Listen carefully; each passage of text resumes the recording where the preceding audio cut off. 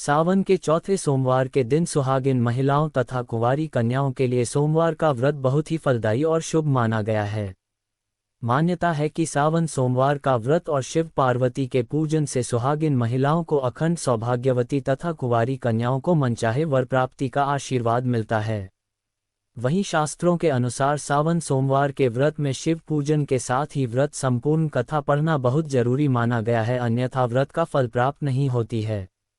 सावन सोमवार व्रत की यह कथा बेहद पौराणिक और खास मानी गई है।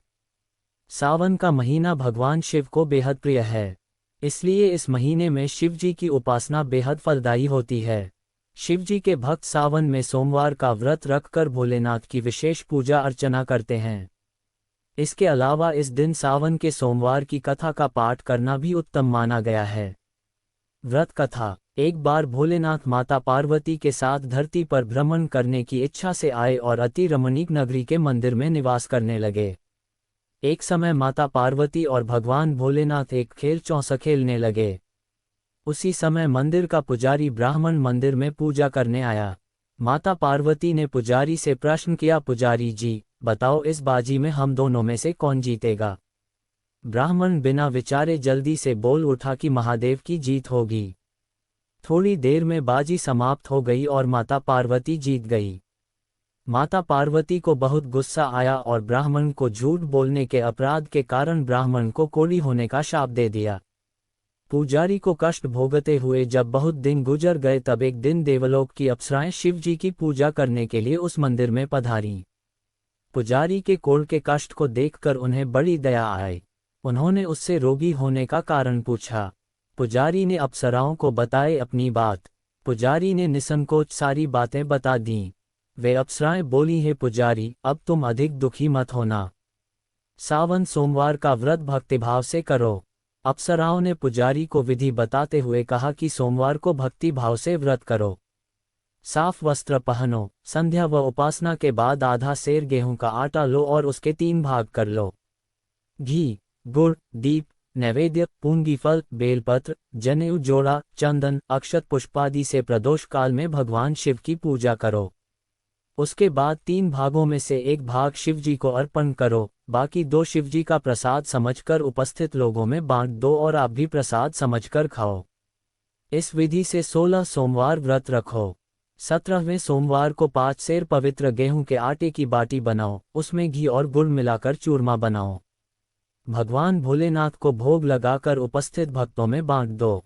इसके बाद कुटुंब सहित प्रसाद लो तो शिवजी की कृपा से उसकी सभी मनोकामनाएं पूरी हो जाती हैं। ऐसा कहकर अप्सराएं स्वर्ग को चली गईं। ब्राह्मण ने यथाविधि 16 सोमवार व्रत किया तथा भगवान शिव की कृपा से रोग से मुक्ति पाकर आनंद से रहने लगा। जब कुछ दिन बाद शिवजी और पार्वती जी उस मंदिर में पुनः पधारे। ब्राह्मण को निरोग देखकर पार्वती जी ने ब्राह्मण से रोग से मुक्त होने का उपाय पूछा। ब्राह्मण ने 16 सोमवार व्रत कथा सुनाई। पार्वती जी बहुत प्रसन्न हुई। ब्राह्मण से व्रत विधि पूछकर स्वयं भी व्रत करने के लिए तैयार हो गई। व्रत करने के बाद उनकी मनोकामना पूरी हुई और उनके रूठे बेटे स्वामी कार्तिकेय स्वयं माता के आज्ञाकारी बन। कार्तिकेय को अपना यह विचार परिवर्तन का रहस्य जानने की इच्छा हुई। वे माता से बोले, हे माता, आपने ऐसा कौन सा उपाय किया जिससे मेरा मन आपकी ओर आकर्षित हो गया? पार्वती जी ने वहीं 16 सोमवार व्रत कथा की कथा उनको सुना दी। कार्तिकेय जी ने कहा, इस व्रत को मैं भी करूंगा, क्योंकि मेरा प्रिय मित्र ब्राह्मण बहुत दुखी दिल से परदेश गया है। मेरी मिलने की बहुत इच्छा है। कार्तिकेय जी ने भी इस व्रत को किया और उनका प्यारा मित्र मिल गया। मित्र ने इस आकस्मिक मिलन का भेद पूछा तो कार्तिकेय बोले, हे मित्र, हमने तुम्हारे मिलने की इच्छा करके 16 सोमवार का व्रत किया था। अब तो ब्राह्मण मित्र को अपने विवाह की बड़ी चिंता हुए। उसने कार्तिकेय जी से व्रत की विधि क्या है और यथाविधि व्रत किया। व्रत के प्रभाव से जब वह किसी कार्य से विदेश गया तो वहां के राजा की लड़की का स्वयंवर था। राजा ने प्रण किया था कि जिस राजकुमार के गले में सब प्रकार से श्रृंगारित हथिनी माला डालेगी, मैं उसी के साथ अपनी प्यारी बेटी का विवाह कर दूंगा। शिवजी की कृपा से वह ब्राह्मण भी उस स्वयंवर को देखने की इच्छा से राज्यसभा में एक ओर जाकर बैठ गया। नियत समय पर हथिनी आए और उसने जयमाला उस ब्राह्मण के गले में डाल दी। राजा ने अपनी प्रतिज्ञा के अनुसार बड़ी धूमधाम से अपनी कन्या का विवाह उस ब्राह्मण के साथ कर दिया और ब्राह्मण को बहुत सा धन व सम्मान देकर संतुष्ट किया। ब्राह्मण सुंदर राजकन्या पाकर सुख से जीवन व्यतीत करने लगा।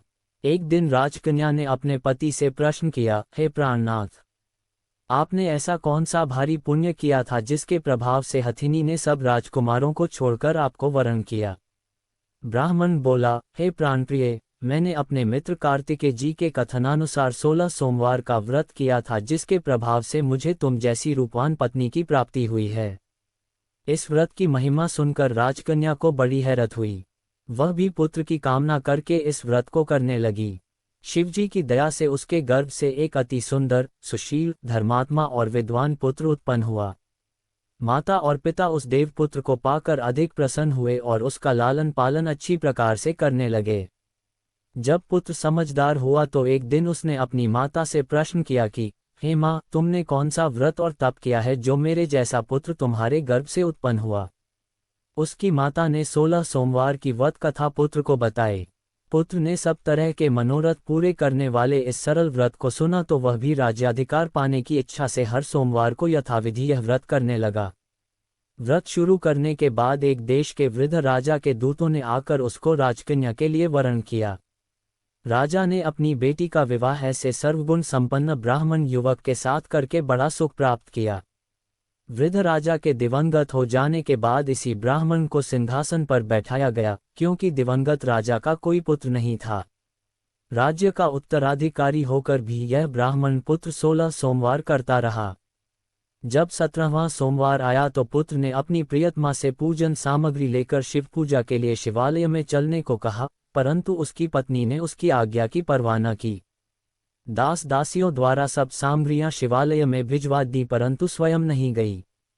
जब राजा ने शिवजी का पूजन समाप्त किया तब आकाशवाणी हुई, हे राजा, अपनी इस रानी को राजमहल से निकाल दे, नहीं तो ये तेरा सर्वनाश कर देगी। यह आकाशवाणी सुनने के बाद राजा के आश्चर्य का ठिकाना न रहा। उसने मंत्रणागृह में आकर अपने सभासदों को बुलाकर कहा, मंत्रियों, मुझे आज शिवजी की आकाशवाणी हुई है कि राजा तू अपनी इस रानी को राज्य से निकाल दे, नहीं तो ये तेरा सर्वनाश कर देगी। राज्य के मंत्री और सभासद आदि सब विस्मय और दुख में डूब गए, क्योंकि जिस कन्या के कारण उसे राज्य मिला था, राजा उसी को निकालने की बात कह रहा था। ये कैसे हो सकता था? पर राजा ने मंत्रियों की परवाह नहीं की। उसने अपनी पत्नी को राजमहल से निकाल दिया। फिर रानी दुखी हृदय से भाग्य को कोसती हुई राज्य से बाहर चली गई।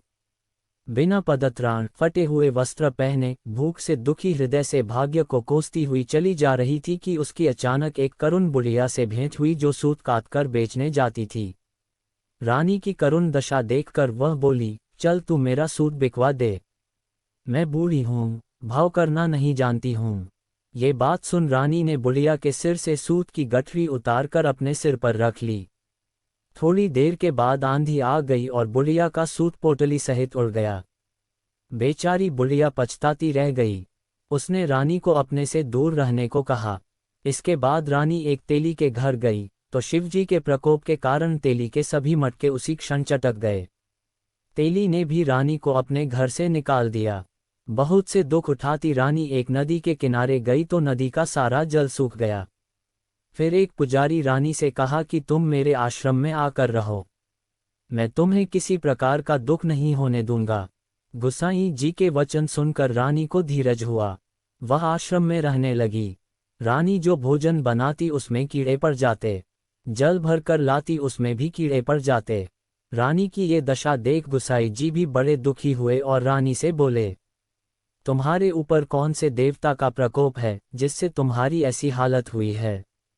पुजारी की बात सुनकर रानी ने शिवजी महाराज के पूजन का बहिष्कार की बात बताई तो पुजारी जी शिवजी महाराज की अनेक प्रकार से स्तुति करते हुए रानी से बोले, पुत्री, सब मनोरथ पूरे करने वाले 16 सोमवार व्रत को करो, उसके प्रभाव से इस कष्ट से मुक्त हो सकोगी।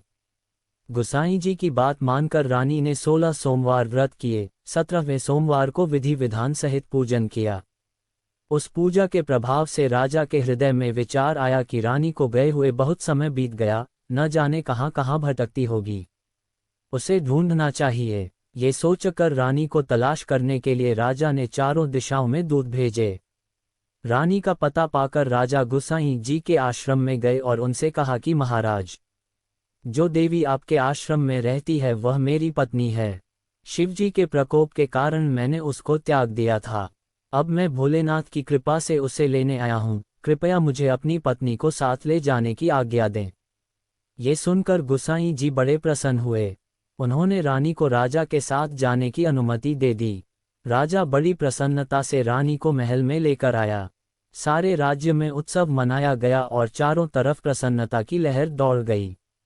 सारी प्रजा ने अपनी रानी के आने पर खुशियां मनाई। राजा और रानी फिर नियमपूर्वक 16 सोमवार के व्रत का पालन करते हुए बहुत समय तक आनंदपूर्वक भूलोक पर निवास करते रहे। अंत समय में दोनों को मोक्ष स्वर्ग की प्राप्ति हुई। इस प्रकार जो मनुष्य 16 सोमवार के व्रत को श्रद्धापूर्वक करता है, उसकी सभी मनोकामनाएं भगवान शिवजी की कृपा से पूर्ण होती हैं और उसे मोक्ष की प्राप्त होती है। अगर वीडियो पसंद आई तो हमारे चैनल को सब्सक्राइब करें। धन्यवाद।